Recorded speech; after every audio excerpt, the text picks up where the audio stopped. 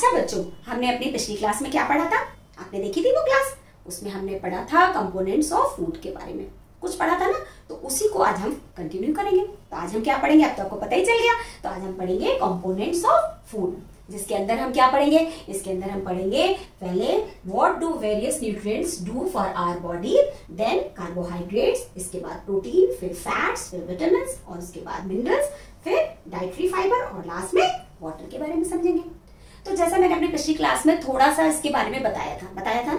तो आज हम क्या करेंगे? आज हम उसको और डिटेल में समझेंगे उसके बारे में आगे। तो मैंने आपको बताया था ना कि फूड में क्या होता है।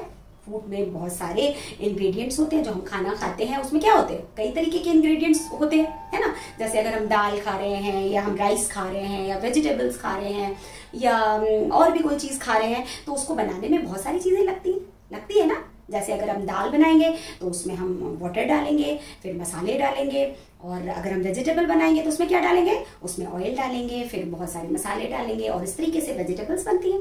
तो इसी तरीके से कोई भी जो हम खाना खाते हैं उसमें क्या होता है? उसमें बहुत तरीके के इंग्रेडिएंट्स होते हैं। और ये इंग्रेडिएंट्स क्यों होते हैं? क्योंकि इससे जो हमारी बॉडी है उसको क्या मिलते हैं? उससे हमको न्यूट्रिएंट्स मिलते हैं। ये सब तो मैंने अपनी पिछली क्लास में आपको बता ही दिया, तो आप उसको चेक कर लेना। अगर आपने नहीं देखा है तो मैं लिंक दे दूंगी, ठीक है। तो अब हम आगे बढ़े। तो आज का हमारा पहला पॉइंट क्या है? What do various nutrients do for our body. मतलब कि जो बहुत सारे न्यूट्रिएंट्स हैं, जैसे कौन कौन से हैं? जो मेन 5 न्यूट्रिएंट्स वो क्या है? वो है carbohydrates, fats, proteins, vitamin and minerals. मैंने बताया था ना कि 5 मेन न्यूट्रिएंट्स कौन से हैं। एक बार फिर से पढ़ लेते हैं। Carbohydrates, fats, proteins, vitamin and minerals.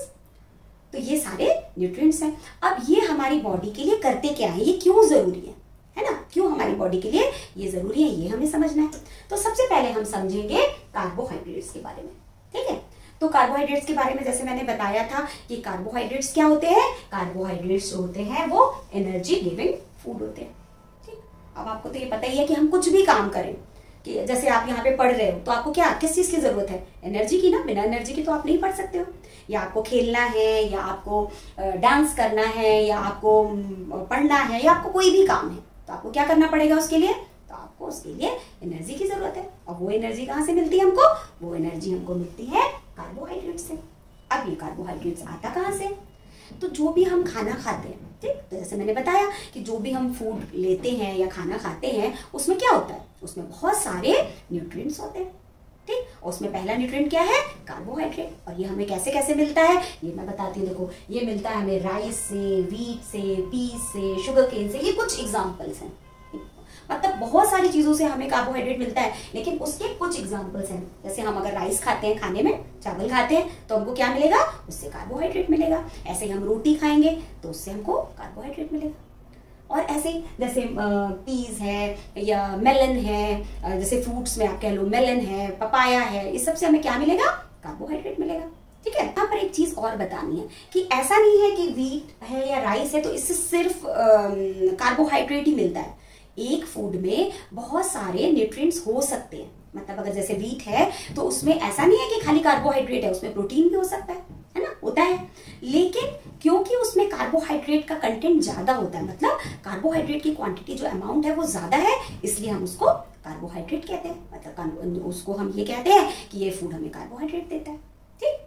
तो ये क्या हो गए? ये हमें एनर्जी देते हैं। इसका मतलब ये एनर्जी गिविंग फूड है, ठीक। तो समझ गए पहले न्यूट्रिएंट के बारे में। तो पहला न्यूट्रिएंट क्या है? कार्बोहाइड्रेट्स। अब हम आ गए प्रोटीन पे। तो प्रोटीन क्या है? तो प्रोटीन जो है वो बॉडी बिल्डिंग फूड है। अब ये बॉडी बिल्डिंग फूड क्या होते हैं? तो जैसे आपको पता है ना कि हमारी बॉडी को ग्रोथ की जरूरत है। बच्चे हैं, उनको ग्रोथ की जरूरत होती है ना। तो उनको क्या चाहिए? उनको प्रोटीन रिच फूड चाहिए। या जो लोग जिम जाते हैं उन्हें भी, जो एक्सरसाइज करते हैं ज्यादा, उनको भी प्रोटीन रिच फूड चाहिए। बेसिकली प्रोटीन रिच फूड तो सबको ही चाहिए, लेकिन ज्यादा प्रोटीन किसको चाहिए? ज्यादा प्रोटीन जो ज्यादा एक्सरसाइज करते हैं या जिनकी ग्रोथ हो रही है, जैसे आप लोग, है ना। तो उनको क्या चाहिए? प्रोटीन रिच फूड चाहिए। इसलिए इसे क्या कहते हैं? Body building food. तो बॉडी बिल्डिंग फूड क्या करते हैं? एक तो हमारी बॉडी में ग्रोथ करते हैं, और दूसरा ये रिपेयर करते हैं। मतलब कोई भी अगर प्रॉब्लम आ गई हमारी बॉडी में तो उसको रिपेयर कौन करेगा? उसको रिपेयर प्रोटीन रिच फूड करेंगे, ठीक। तो अब प्रोटीन रिच फूड कौन से होते हैं?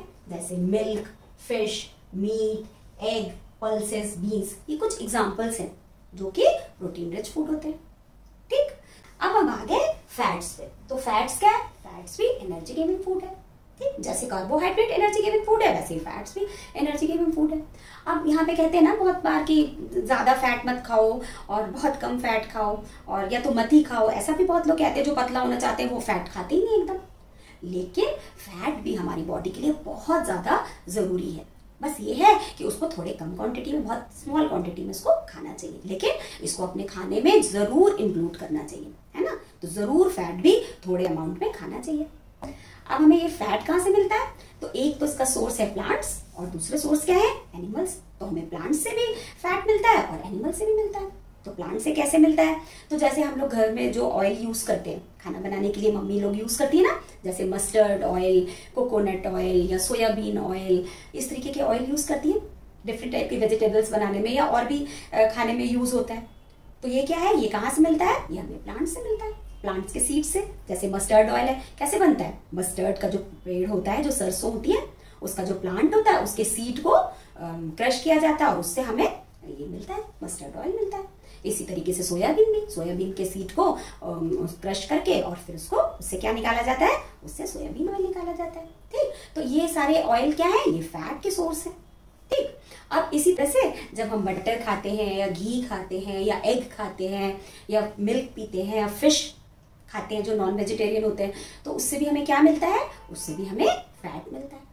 ठीक, तो ये सारी चीजें क्या हो गई? ये हमारी फैट के सोर्सेस हो गए। कुछ प्लांट सोर्स हो गए और कुछ एनिमल सोर्स हो गए। ठीक, तो यहाँ पे हमने समझ लिया फैट के बारे में। और फैट क्या है? फैट जो है वो भी एनर्जी गिविंग फूड है। तो सबसे पहले हमें एनर्जी किससे मिलती है? हमें एनर्जी जो है वो कार्बोहाइड्रेट से मिलती है। लेकिन जब कार्बोहाइड्रेट की कमी हो जाती है हमारी बॉडी में, तो फिर हमको किससे मिलती है? तो हमें फैट से मिलती है। लेकिन यहाँ पर एक बात ये भी बहुत जरूरी है कि अगर हम ज्यादा फैट खाएंगे तो क्या होगा? हमारी बॉडी में वो डिपॉजिट होने लगेगा, है ना। और उससे हम क्या हो जाएंगे? उससे हम मोटे हो जाएंगे। और जो मोटे हो जाएंगे तो इसका मतलब मोटे होने से बहुत सारी डिजीजेस हमको हो सकती हैं। तो मोटा मतलब ओबेसिटी, है ना। हमें ओबेसिटी हो जाएगी, हम ओबीज हो जाएंगे। तो ये भी अच्छी चीज नहीं है। इसीलिए कहा जाता है कि जो फैट है वो थोड़ी कम क्वांटिटी में खाना चाहिए, लेकिन खाना जरूर चाहिए। ठीक, अपनी डाइट में जरूर इंक्लूड करना चाहिए फैट को। अब नेक्स्ट किस पे आ गया? विटामिन पे। विटामिन एंड मिनरल्स के बारे में तो आपको पता होगा, ये भी बहुत इंपॉर्टेंट न्यूट्रिएंट है जो कि हमारी बॉडी को चाहिए, है ना। तो क्यों इसको क्या कहा जाता है? विटामिन को, विटामिन को कहा जाता है प्रोटेक्टिव फूड। अब इसे प्रोटेक्टिव फूड क्यों कहा जाता है?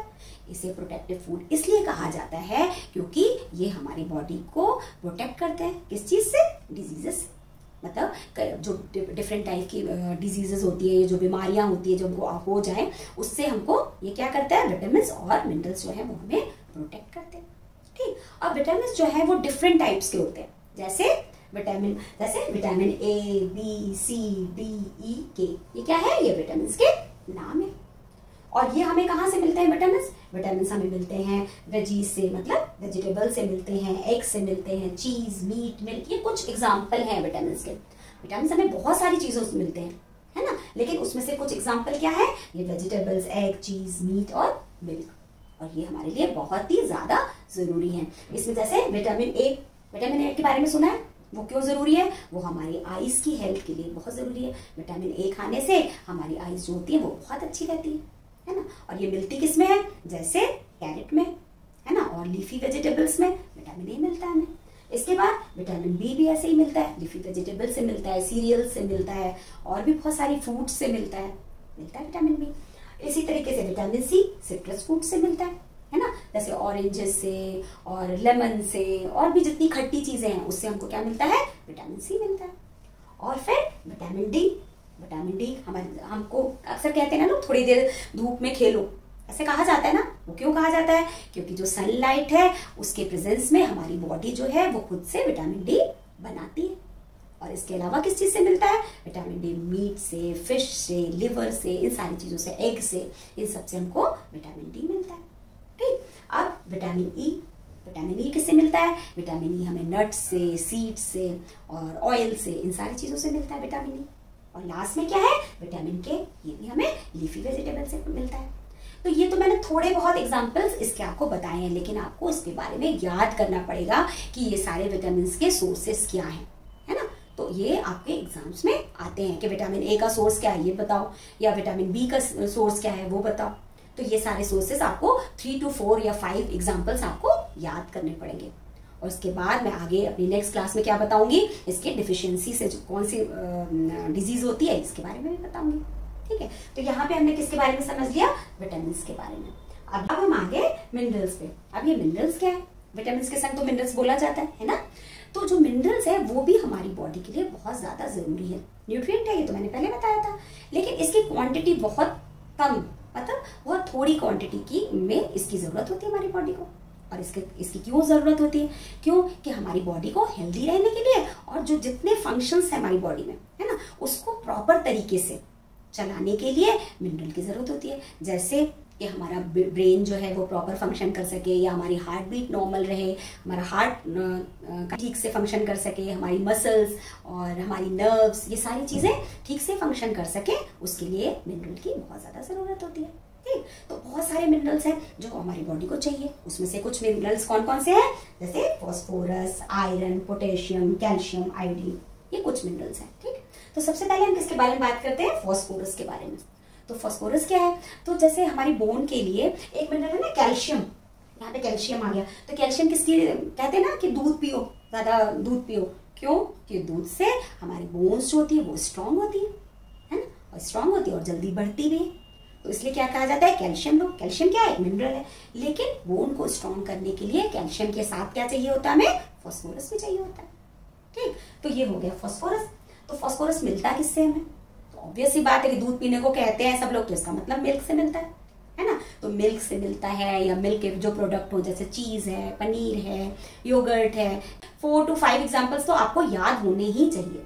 ठीक है, अब नेक्स्ट किस पे आ गए हम, आयरन पे। तो आयरन हमें किस चीज से मिलता है, तो आयरन जो है वो हमें ग्रीन लीफी वेजिटेबल से मिलता है, सीरियल से मिलता है, नट से मिलता है, होल ग्रेन से मिलता है, बहुत सारी चीजों से आयरन मिलता है। और आयरन क्यों जरूरी है, क्योंकि हमारे ब्लड में एक पिगमेंट होता है, रेड पिगमेंट जिसे कहते हैं हीमोग्लोबिन, और उसमें क्या होता है, उसमें होता है आयरन।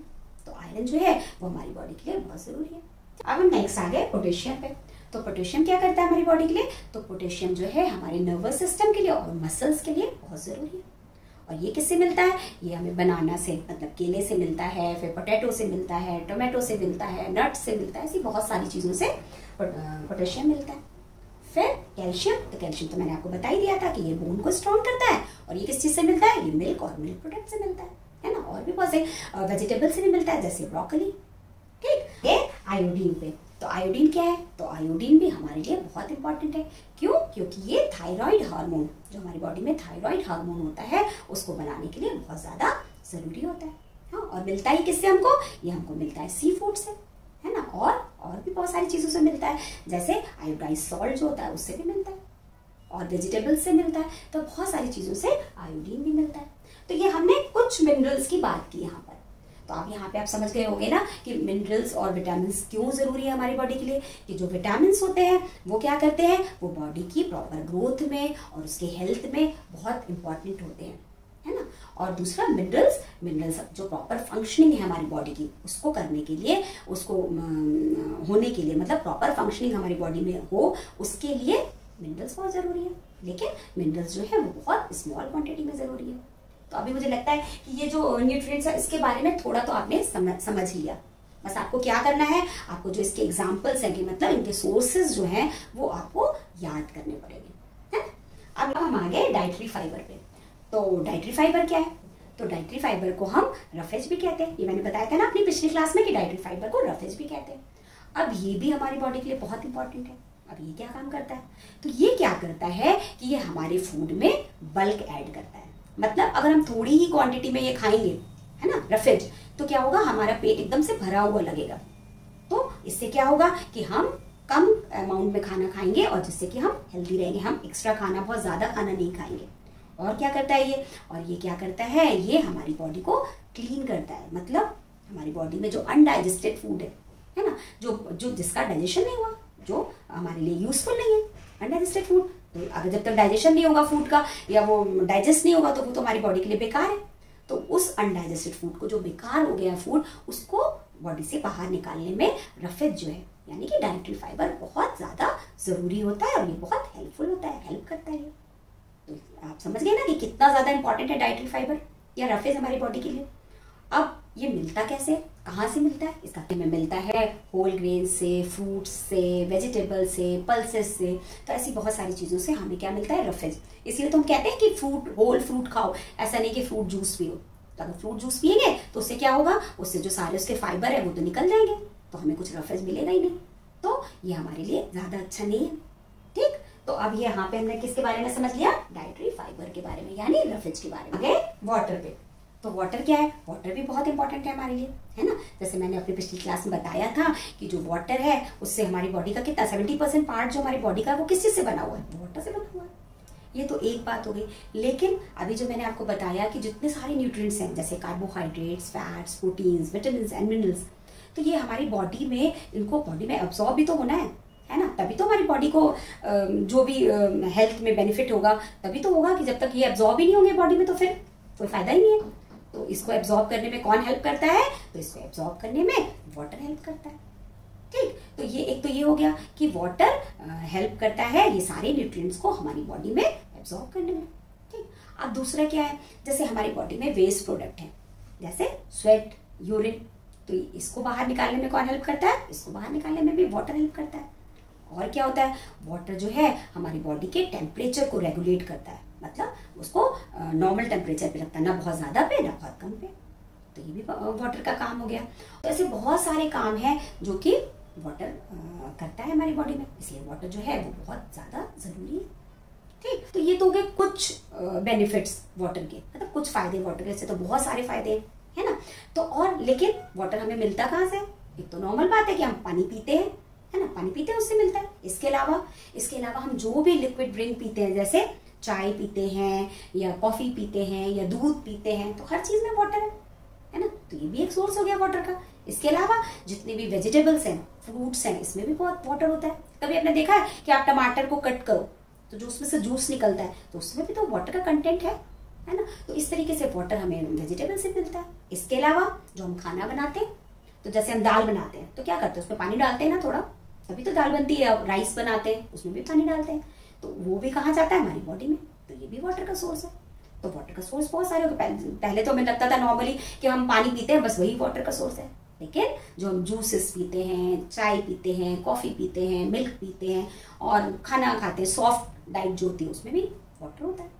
ठीक, तो अभी लगता है मुझे मैंने अच्छे से वाटर के बारे में आपको बता दिया। हो गया वाटर के बारे में।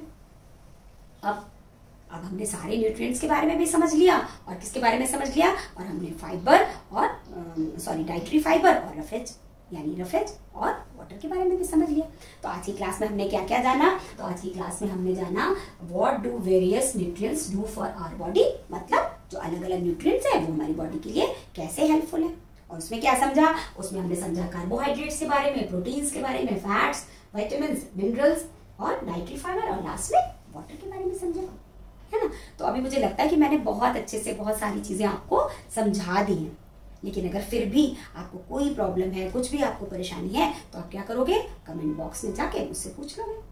और आपको क्या करना है? आपको सब्सक्राइब करना है मेरा चैनल अगर आप नए हो, और बेल बटन दबाना है। और इसके बाद इस चैनल को ज्यादा से ज्यादा बच्चों में शेयर करना है, जिससे ज्यादा से ज्यादा बच्चे इस चैनल को देख सके, है ना।